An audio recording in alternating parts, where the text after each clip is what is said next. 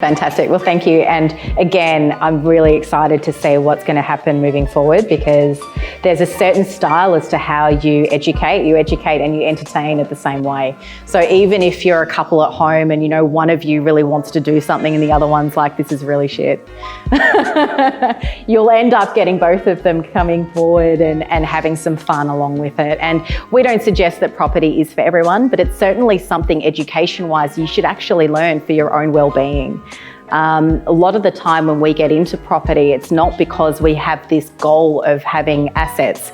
It's because we want to transform our quality of life. We want to change the way that we get to use time. We want to change the way that we want to holiday. We want to change the way that we get to enjoy the things that are out there. It could even be for the quality of education.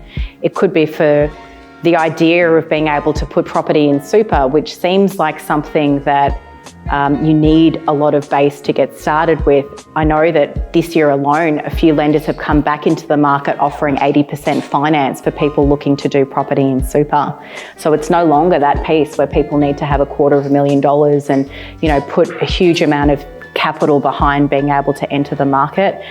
Yet it is one of those things that does take quite a lot of time. I know that we did that for you guys and you found that it did take a good long time to be able to put together.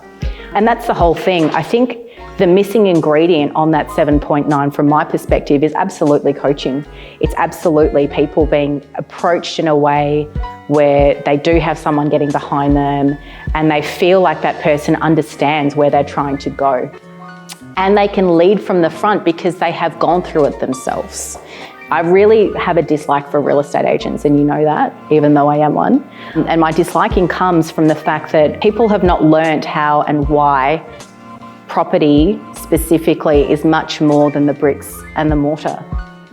So someone that spends 3 days in getting their real estate license to talk to someone about the bricks and the orientation and the aspect, that's not at all what property investment is about.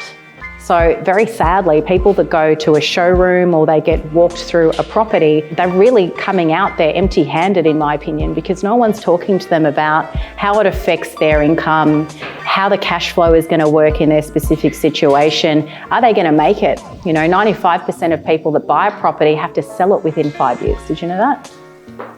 So yeah, it's actually even more frightening that the people that are going forward and are brave enough to do it, 95% of those people fail, which is probably even worse, because then if they do want to re-enter the market another time, they're just going to have to do that exact same process, pay stamp duty all over again, which you cannot claim back on your tax, and then buy at a higher price because they didn't make the first one work. So hopefully, I know there are thousands and thousands, hundreds of thousands of property owners with debt still in Australia. Our goal with Finvest, as we go out to Sydney this year for the first time, and we also start doing our works in Singapore, and we also start doing our works in New Zealand, that we really start working with people that already understand the magic of being able to buy in Melbourne, which is always and is one of the most desirable places to live in the world. It's been ranked, I think, first within the last 8 out of 10 years as the most desirable city in the world.